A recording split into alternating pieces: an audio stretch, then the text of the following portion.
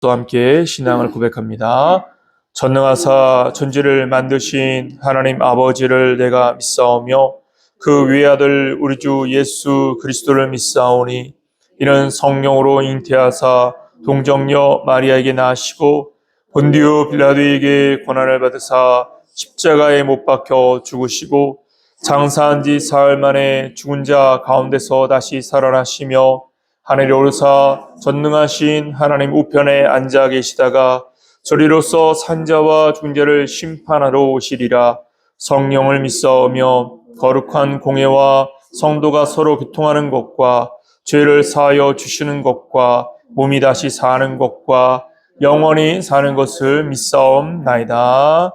아멘. 오늘 이 시간 우리 함께 상고할 하나님의 말씀은 요한복음 12장 27절과 28절 두 절의 말씀입니다. 요한복음 12장.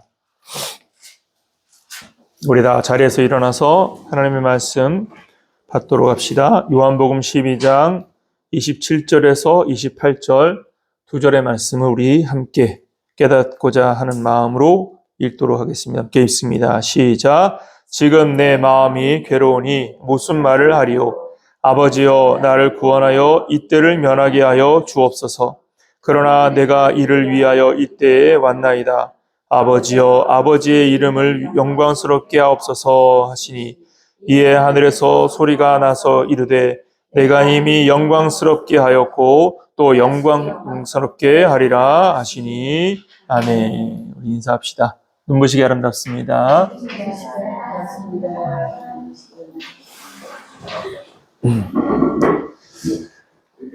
삶을 살아가는 데 있어서 고난을 자처할 이유는 없다. 저는 늘 그렇게 말을 합니다. 고난을 자처할 이유가 없다는 이유는 말은 무슨 말이냐면 우리가 굳이 힘든 여정을 선택적으로 할 필요는 없다라는 의미의 말이기도 합니다. 왜 그럴까요? 우리가 굳이 힘들게 살려고 힘든 여정을 선택하지 않아도 삶의 파도가 밀려오는 그 파도 속에 고난이 오기 때문에 자처하지 않아도 찾아오는 고난을 이겨내야 되기 때문에 힘들게 고난을 자처할 필요가 없다라고 말씀을 드립니다. 지금 한국 사회를 보아도 대통령의 파면으로 인해서 정치적인 혼란이 있고 또 사실은 이것은 이제 이념 간의 문제 갈등과 또 정책 이슈를 통해 그 쟁점을 통해서 자기의 권력을 차지하려고 하는 정치인들의 이러한 악한 행동들 때문에 처하게 되는 위기이기 때문에 이러한 위기들은 우리의 의지와 관계없이 펼쳐지는 위기이기도 하죠. 또 하나는 잠시 전에 예배 전에도 잠깐 얘기했지만 이제 미국의 한 대통령에 의해서 관세 전쟁이 시작되고 이 관세 전쟁으로 인해서 보이지 않는 전쟁이 치열한 경제 전쟁이 이루어지고 있습니다.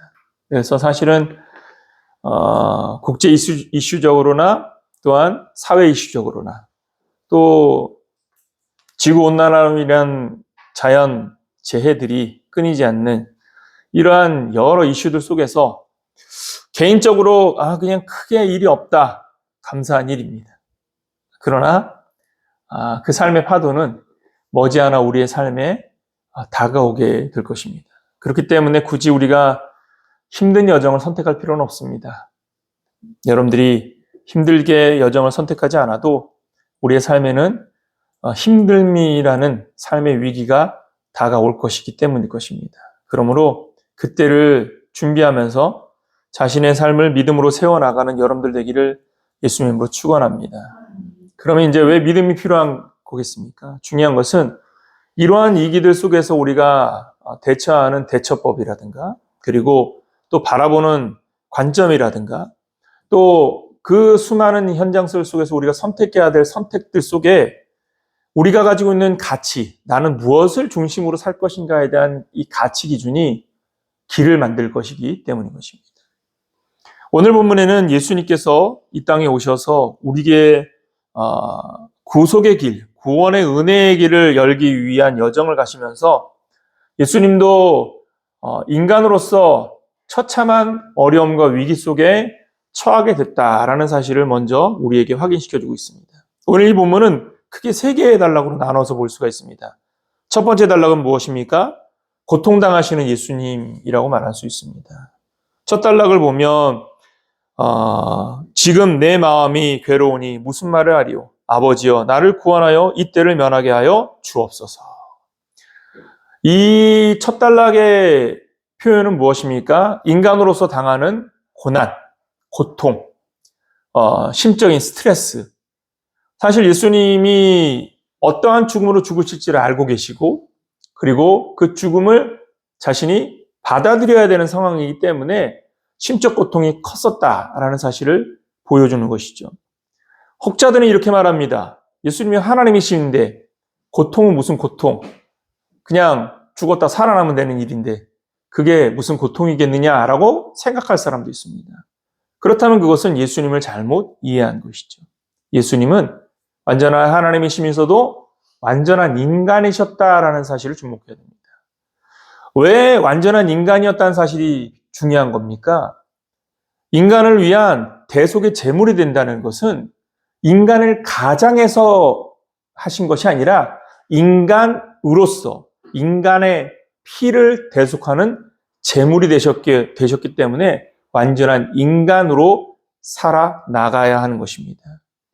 구약시대에는 제물, 짐승을 통한 제물을 통해서 자신의 죄를 대속 제물로 짐승을 삼았습니다. 이것이 하나님이 주신 은혜의 통로입니다.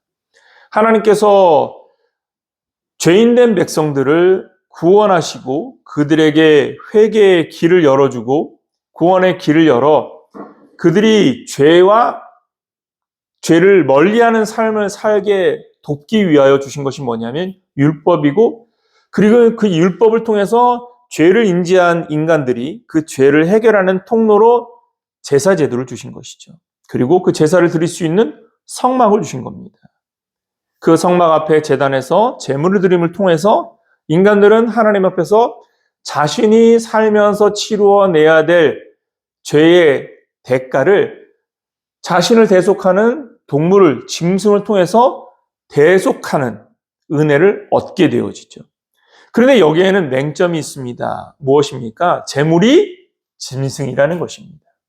짐승 제물의 맹점은 인간의 죄를 완전히 씻어낼 수는 없습니다. 그런데 왜 하나님이 이러한 도구를 주신 겁니까? 이러한 과정을 통하여 무엇을 담기를 원하셨을까요? 여러분들 생각엔 무엇을 담기를 원했을 거라고 생각합니까? 마음, 우리의 진심을 담기를 원하셨던 겁니다. 그러니까 이 제물을 통한 제사를 통해서 제사를 드리는 자가 그 제물에 자신의 진심을 담고 그리고 연락하시는 하나님 앞에 자신의 죄를 진심으로 통회하면서 눈물로 하나님 앞에 닿아간다면 하나님은 그것을 기쁨으로 받아들이실 준비를 하고 계셨다라고 말할 수 있는 것이죠. 근데 문제는 무엇입니까? 인간은 이것조차도 자신을 위하여 악용을 한다라는 것입니다.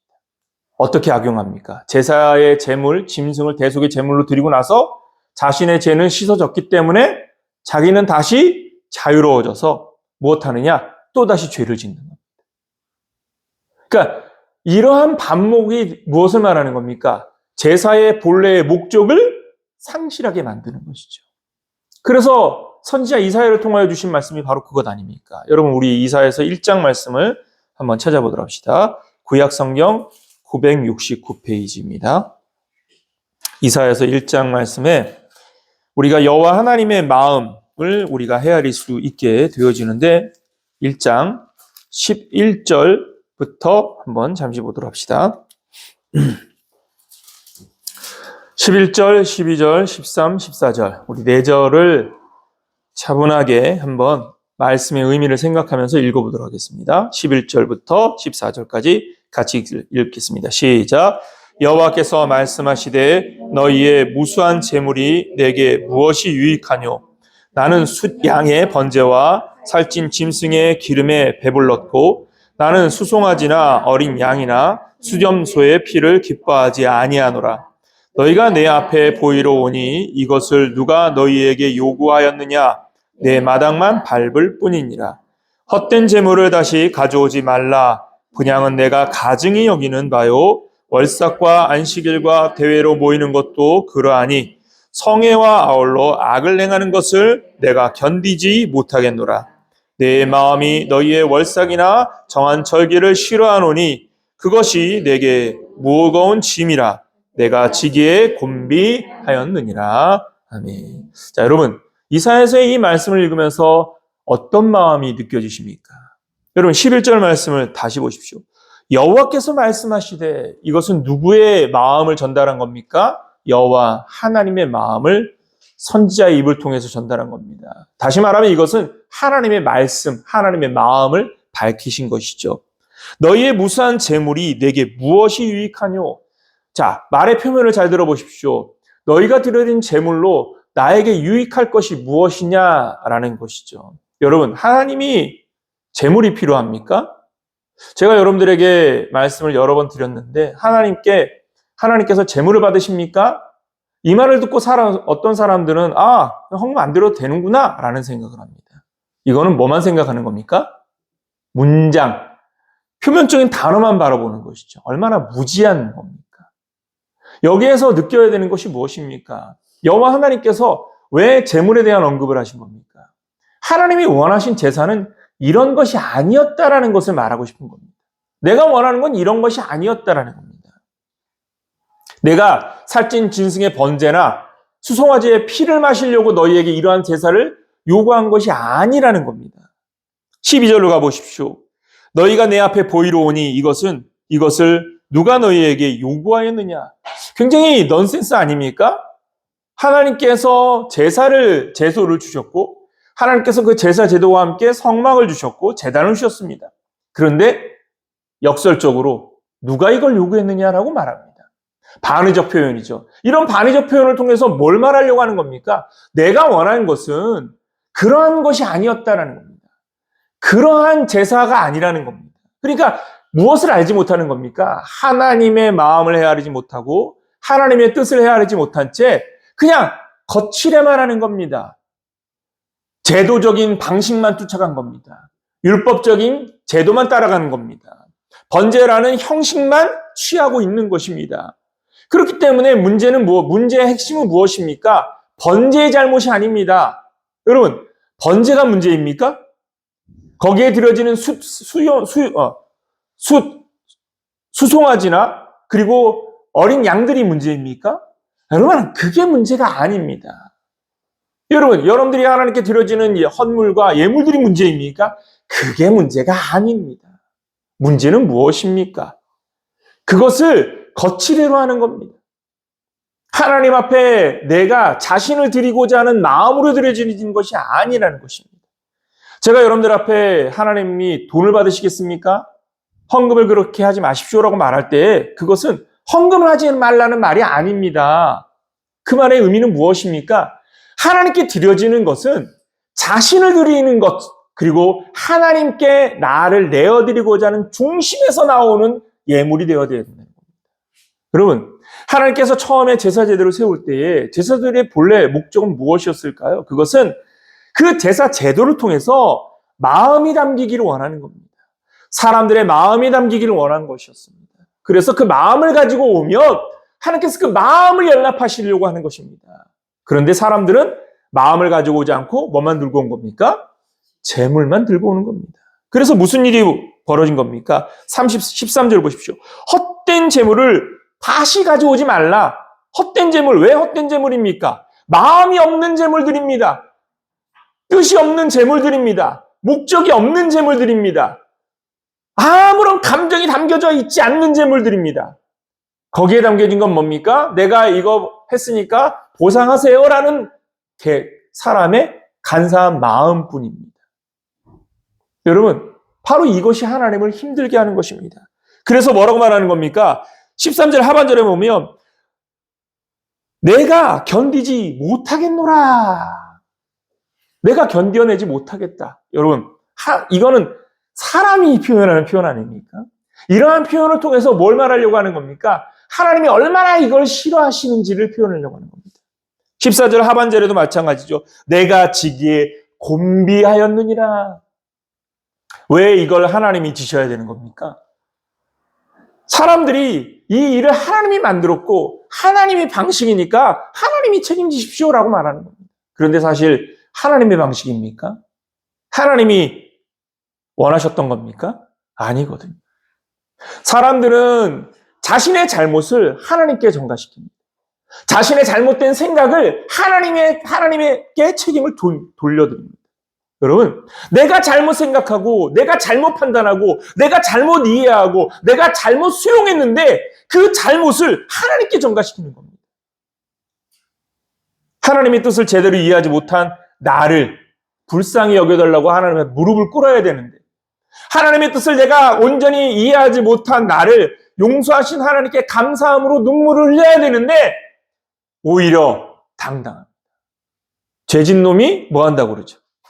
도둑이 제발 저린다고 그럽니다.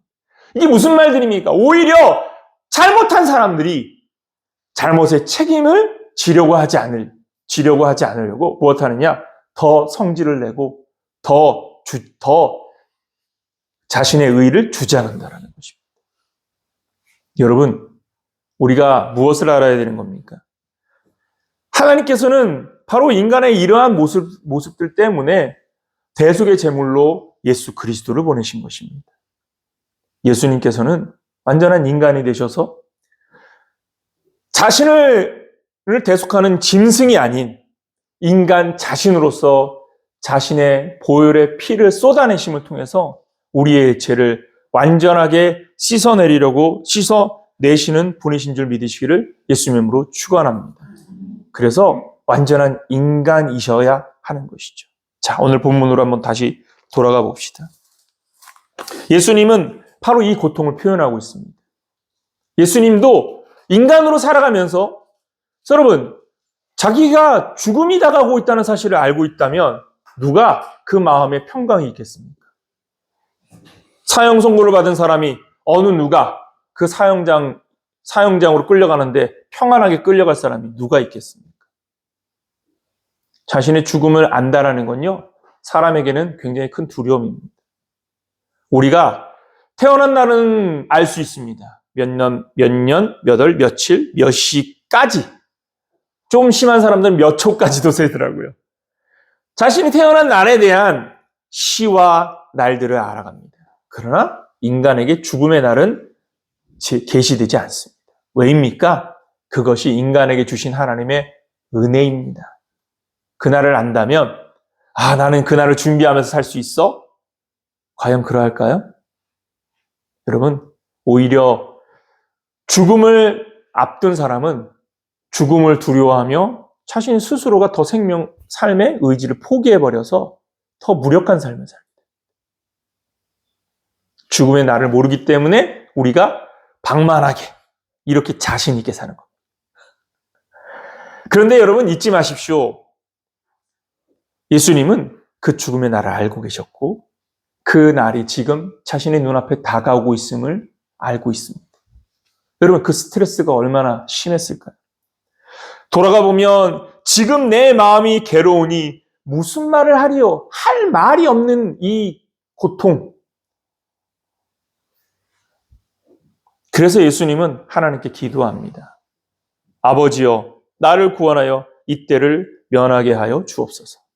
여러분, 여기서 우리가 지혜를 얻어야 됩니다. 우리가 주의 은혜를 구할 때에 주님, 내가 이것이 필요해요. 저것이 필요해요. 하나님께 기도하는 것 잘못하는 겁니까? 잘하는 겁니까? 잘못하는 겁니까? 잘하는 겁니까? 잘하는 거죠. 그게 기도라는 겁니다. 어떤 사람들은 말합니다. 하나님께 돈을 구하는 것, 하나님께 재물을 구하는 것, 하나님께 건강을 구하는 것, 너무나도 뻔한 것들을 구하는 인간의 욕심, 물론 그 마음의 욕심과 욕망에 의한 것이라면 우리가 경계해야 될 것입니다. 그러나 말 그대로 궁핍하고 연약함 가운데 있는 자가 지금의 이 굶주림을 해결하기 위해서 하나님 빵 주세요 라고 말하는 것, 하나님 그 기도를 들으실 줄 믿으시기를 예수님으로 축원합니다. 여러분, 기도는 자신의 아픔을 토하는 것입니다. 답을 알고 있는 예수님도 자신의 아픔을 토해냅니다. 여러분, 예수님이 죽으신 것, 하나님께 하나님, 나 구원해 주세요. 그러면 하나님께서 대책을 세우셔서 십자가를 대신질 바른 방법을 찾게 하십니까? 아니요. 이미 자기가 져야 할 십자가를 알고 계신 그 주님은 이미 아심에도 불구하고 주님 앞에 자신의 아픔을 토해내는 것입니다. 여러분, 예수님도 자신의 고통과 그 아픔을 주님 앞에 토해냈습니다. 여러분, 하나님 앞에 토해내는 여러분들 되기를 예수님으로 축원합니다. 기도의 진실성은 무엇에서 나타나냐면 어떤 걸 구하느냐에서 나타나는 것이 아니라 어떤 마음으로 구하느냐에서 오는 것입니다. 내 마음에 욕망과 욕심이 가득해서 내가 저 사람보다는 더 많은 돈을 갖고 싶어서 하나님 복권 당첨되게 해주십시오 하는 것과 내가 굶주림과 허덕임 속에 아니면 누군가를 돕기 위한 어떠한 마음들 속에 간절한 어떤 욕망을 갖고 하나님 이것만이라도 좀 해결해 주세요. 이것만이라도 좀 복권을 통해서도 맞는 말이야. 여러분, 우리를 너무 거룩하게 두지 마십시오. 한번 따라해 봅시다. 나는 스스로 거룩할 수 없다. 여러분, 우리라는 존재를 너무 거룩한 존재로 두지 마십시오. 이것이 인간의 만용입니다.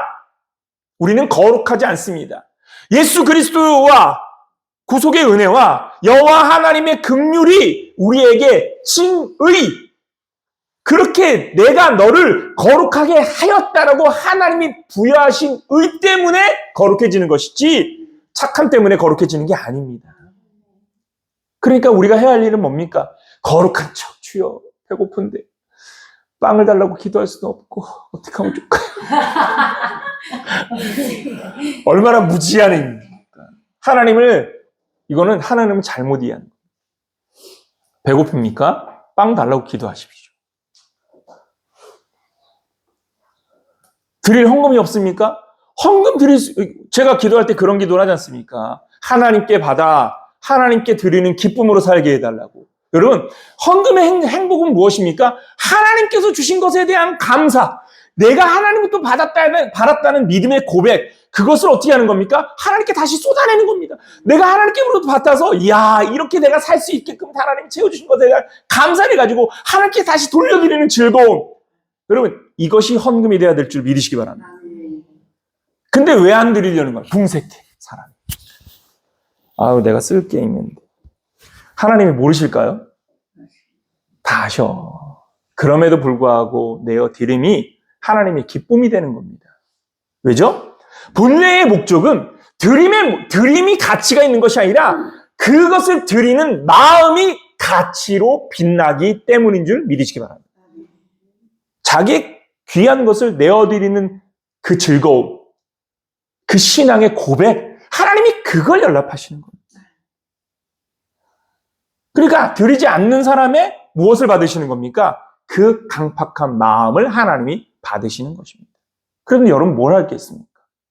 강팍한 마음으로 하나님 앞에 있겠습니까? 아니면 하나님 앞에 내 것을 드리고자 하는 기쁨으로 있겠습니까? 여러분, 할 수 있는 대로 하나님 앞에 기쁨으로 서는 여러분들 되기를 예수님의 이름으로 축원합니다. 신앙은 무엇입니까? 신앙은 하나님 앞에 자신을 거짓 없이 보여주는 것입니다.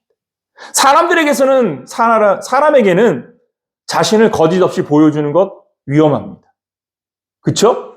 사람들은요, 저 사람이 순진하고 착하다라고 느껴지면 어떻게 할까요?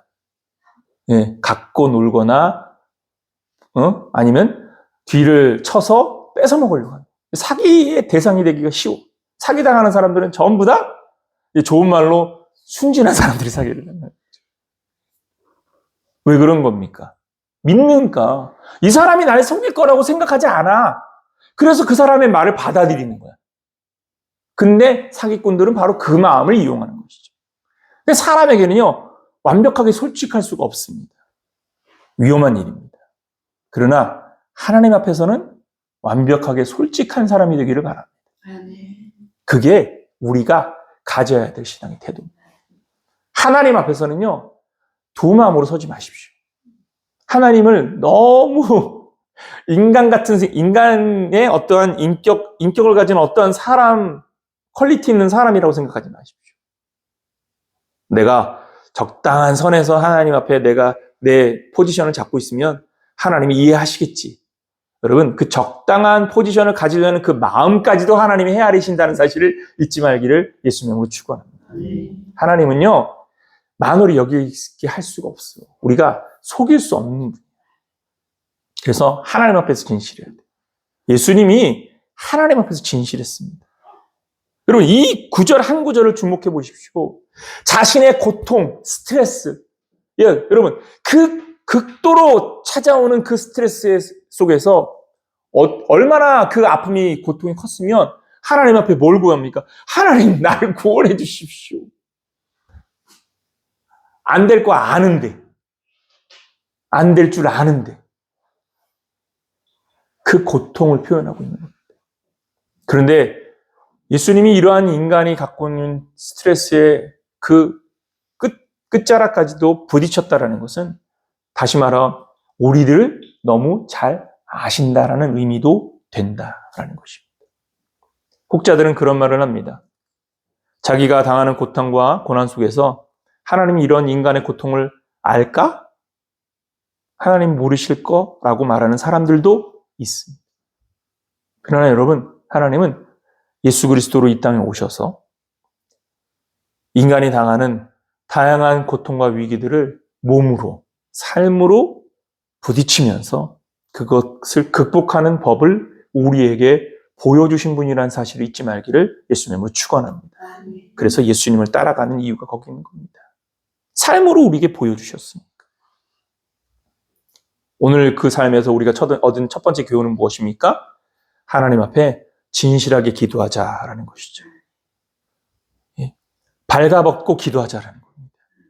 뭘 숨기며 기도하는 것이 아닙니다. 때로는 나에게 돈 얼마가 필요한다면 그 얼마까지도 붙잡고 기도하십시오. 그게 진실한 겁니다. 거룩한 척, 나는 그런 거 필요 없어요, 하나님. 그렇지 않습니다. 우리는 연약한 자이기 때문에 하나님이 긍휼과 자비와 은혜의 손길들이 없으면 무너지는 연약한 자이기에 하나님 도와달라고 기도해야 됩니다. 여러분, 간절한 마음으로 진실하게 기도하는 여러분들 되기를 예수님의 이름으로 축원합니다. 이 4월이 다음 주 종료주일로 시작해서 고난주간과 부활주일을 맞이하는, 그래서 사실은 4월의 전체 주간을 우리는 부활의 영광을 기념하는 주일과 예수 그리스도의 죽음과 고통과 고난을 기억하는 주간으로 월로 삼는 게 마땅할 겁니다. 그런 의미에서 오늘 이 본문은 우리에게 예수님이 그 고난이, 극도의 스트레스와 그 고통 속에서 처절한 눈물로 하나님 앞에 있었던 그 현장들을 꼭 기억해야 한다는 사실을 여러분들에게 들려주고 싶습니다. 고난과 고통, 예수님도 처절한 아픔 속에서 그 위기들을 극복하셨다는 사실을 잊지 말기를 예수님의 이름으로 축원합니다. 그런데 이것을 어떻게 극복했습니까? 기도로 시작했죠. 그러면서 어떻게 두 번째 단락을 보십시오. 그러나 내가 이를 위하여 이때에 왔나이다. 아버지여, 아버지의 이름을 영광스럽게 하옵소서 하시니. 여기에 이 문맥을 가만히 들여다보면 예수님은 자신이 감당해야 될 삶이 무엇인지를 알고 있었다라는 사실을 확인시켜 줍니다. 그러나 내가 이를 위하여 이때에 왔나이다. 지금 이것은 무엇을 말하는 것입니까? 우리가 십자가의 도를 따라갈 때에 우리의 삶의 여정을 우리는 알지 못한다라는 생각으로 살아가고 있지만 사실은 우리는 이미 알고 있습니다. 여러분들은 알고 있는 줄 믿습니다. 어떤 길입니까? 십자가의 길이기 때문입니다. 어떤 길입니까? 그것이 세상의 사람들이 추구하는 삶의 가치와 방식을 따라가지 않는 삶이라는 것을 우리는 알고 있습니다. 최소한 그 길이 어떻게 펼쳐질지는 알지 못해도 내가 가야 할 길이 세상의 사람들이 추구하는 삶의 방식들, 세상의 사람들이 추구하는 세상의 풍조와 그리고 유행과 그리고 세상의 희노애락을 따라가는 것은 아님을 우리는 알고 있습니다. 우리는 예수 그리스도의 십자가의 도를 따르는 자인 줄 믿습니다. 그렇기 때문에 우리는 예수님과 같이 우리가 가야 할 길을 알고 있는 자라는 사실을 잊어서는 안 됩니다. 왜 우리가 이 사실을 주목해야 되느냐 하면 자꾸 우리의 삶의 가치가 어디에 있는지를 혼돈 가운데 두려고 합니다. 이미 알고 있는데 그것을 마치 모르는 것처럼 말하려고 하고 모르는 것처럼 행동하려고 합니다. 여러분, 우리는 이미 알고 있습니다.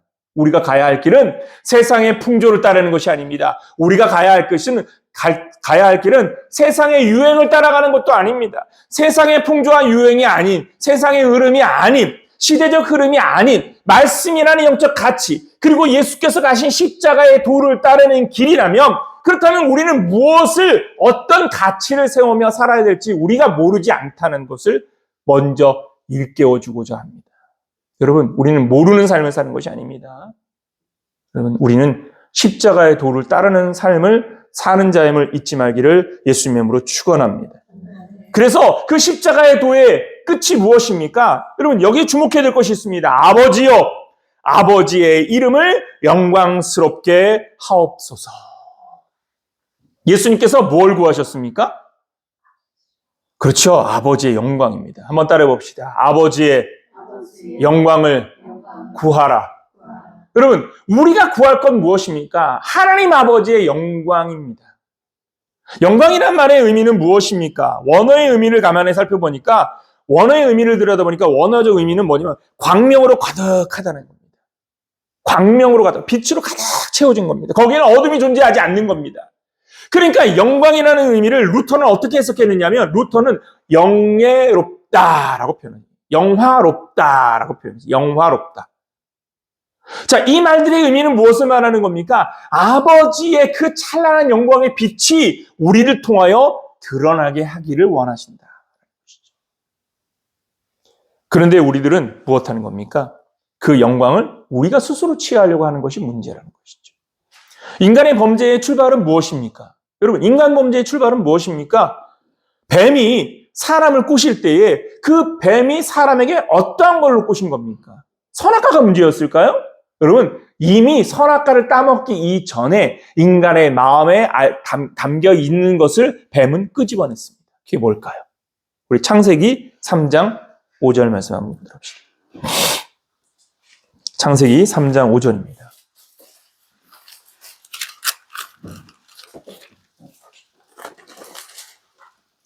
창세기 3장 5절. 자, 같이 한번 읽어볼까요? 같이 읽습니다. 시작. 너희가 그것을 먹는 날에는 너희 눈이 밝아져 하나님과 같이 되어 선악을 알 줄을 하나님이, 여러분 여기를 주목하십시오. 너희가 그것을 먹는 날에는 너희의 눈이 어떻게 된다고요? 밝아져서 무엇과 같이 된다? 하나님과 같이 되어 선악을 알 줄을 하나님이 아십니다. 자, 이 말은 무슨 말입니까? 너 하나님처럼 돼 라는 말입니다. 하나님처럼 될 수 있어 라는 말입니다. 여러분, 선악과를 따먹게 되어진 동기 이전에 사람의 마음속에 품고 있는 생각을 사단은 끄집어내는 겁니다. 너 하나님처럼 될 수 있어. 여러분, 왜 천대의 사람들은 신이 없다고 부정합니까? 자신이 신이거든요. 지금의 사람들은요, 더 이상의 신을 필요로 하지 않습니다. 왜죠? 그런 신들이 없어도 내가 이 땅에 살아가면서 나 자신이 신이 되어져서 그냥 나 혼자 잘 살다가 갈래 자기를 신격화하고 있는 시대를 살아. 그래서 자신을 신격화하다 보니까 영광이 누구에게 와야 돼? 나에게. 내가 주목을 받아야 되고, 내가 영화로워져, 내가 많은 사람들 앞에서 빛나야 돼. 그러니까 사람들이 무엇을 추구하는 시대를 살아가고 있느냐면 자기를 빛낼 방법을 찾아가는 겁니다. 자신을 빛낼 방법을 찾아가는, 누군가의 사람들의 주목을 받는 삶의 방식, 그리고 그 사람들의 주목을 통하여서 그 사람들을 위해서 내가 빛나는 인생을 살다 가기를 꿈꾸는 것입니다. 그래서 자기가 빛나는 인생을 살다 보니까 어떤 삶까지 오느냐 아니면 요노족까지 오는 겁니다. 자, 요노족을 가만히 들여다보면 핵심은 본질은 무엇입니까? 각자 개인이 어느 것을 받아들였냐? 내가 부자가 될 수 없다는 사실을 받아들이는 겁니다. 자, 부자가 될 수 없다는 사실을 받아들이고 나니까 무엇하는 겁니까? 그렇게 쪼그라들기는 싫은 거야. 그래서 무엇하는 겁니까? 자기가 할 수 있는, 쏟아낼 수 있는 한 가지에 집중하는 겁니다. 무슨 말인지 이해가 되십니까? 그 한 가지를 통하여서 무엇을 얻는가? 위로를 찾는 겁니다. 자기를 빛낼 수 있는 유일한 방법. 워라벨로부터 시작해서 욜로족으로 시작해서 요노족까지 왜 끊임없이 다양한 이러한 것들이 나타나는 겁니까? 인간이라는 자기라는 존재가 이렇게 무시당하며 그래서 많은 사람들 속에서 자기의 인생이 그냥 묻혀지는 게 싫은 거야. 그렇게 잊혀지는 게 싫은 거야. 어떤 형태로든지 꿈틀거리고 싶은 거야. 그 꿈틀거림의 끝을 찾아가는 겁니다. 이게 개인주의에서부터 시작되는 겁니다. 그런데 여러분, 믿음은요, 바로 그러한 가치들을 쫓아가는 것이 아니라는 겁니다. 믿음은 무엇입니까? 믿음은 나를 드러내기 위한 삶이 아니라 하나님을 드러내기 위한 삶을 사는 것입니다. 한번 따라해 봅시다. 믿음은 나를 드러내는 삶이 아니라 누구를 드러내는 삶을 사는 거예요? 하나님을 드러내는 삶을 사는 거예요. 여러분, 우리가 왜 믿음 생활을 안 되는 줄 아십니까? 우리가 믿음 생활을 안 되는 이유는 뭐냐? 하나님을 드러내려고 하지 않기 때문입니다. 하나님의 영광을 위한 삶을 목적하지 않고 우리의 목적은 하나님이라는 영적 도구를 통해서 자신의 영광이 내가 빛나야 돼. 짜잔, 찬란하게 빛나요. 그래서 내가 예수 믿었더니 부자 됐더라. 예수 믿었더니 이렇게 성공했더라. 예수 믿었더니 내게 하나님이 이런 영광을 주셨더라. 물론 그 안에 하나님의 성령의 은혜의 역사들이 있습니다. 그러나 결국은 누구의 자랑으로 끝나는 겁니까? 인간의 자랑으로 끝나고 있는 겁니다. 여러분, 신앙의 본질은 무엇입니까?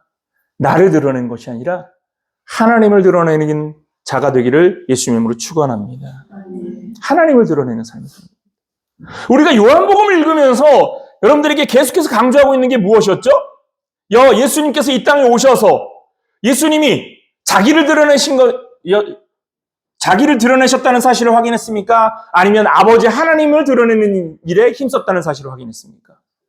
여러분, 예수님은요, 끊임없이 아버지 하나님의 뜻을 이루는 자신의 모습을 보여줍니다. 자기가 아닙니다. 누가 주인이라는 사실을 계속 말하는 겁니까?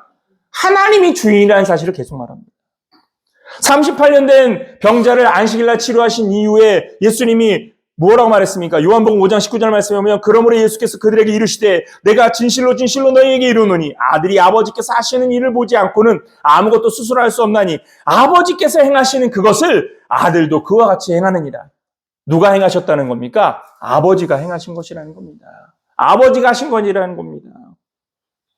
내 자신을 하늘에서 내려온 생명의 떡이라고 말씀하신 이후에 요한복음 6장 38절에서는 내가 하늘에서 내려온 것은 내 뜻을 행하려 하는 것이 아니요 나를 보내신 이의 뜻을 행하려 함이니라. 할렐루야. 예수님은요, 공생의 사역을 살면서 그 현장 속에서 자기를 드러내려고 하는 것이 아니라 누구를 드러내기 위해 힘썼어요? 하나님 아버지를 드러내는 일에 힘썼습니다. 예수님이 말씀을 듣고 놀라워하는 유대인들에게 요한복음 7장 16절에 이렇게 말합니다. 예수께서 대답하여 이르시되 내 교훈은 내 것이 아니요 나를 보내신 이의 것이니라. 할렐루야. 여러분, 영광의 의미는 뭡니까? 자기가 취하는 것이 아니라 하나님께 영광을 돌려드리는 삶을 사는 겁니다. 예수님은 이 고난과 자기에게 다가오는 고난과 죽음의 이 고통스러운 현장들을 받아들이며 그것을 수용하는 영적 과정 속에서 지금 그가 찾아낸 것은 무엇이냐면 이 일을 통하여 아버지의 이름이 영광스럽게 되기를 바란다라는 자기의 사명을 다시 확인하고 있습니다. 그래서 예수님께서 말씀하신 것이죠. 28절에 아버지요 아버지의 이름을 영광스럽게 하옵소서. 여러분들의 사명은 아버지의 이름을 영광스럽게 하는 사명이라는 사실을 잊지 말기를 예수님의 이름으로 축원합니다. 마태복음 6장 말씀에 보면 예수님께서 주기도문, 곧 우리가 이제 예배 전에 같이 기도문으로 하는 주기도문의 첫 단락이 무엇입니까? 6장 9절 말씀 보십시오. 하늘에 계신 우리 아버지여 이름이 거룩히 여김을 받으시오며. 여러분, 우리의 기도의 첫 벨라가 무엇이냐면 하늘에 계신 그 아버지가 그 이름이 거룩히 여김을 받으시도록 하는 것입니다.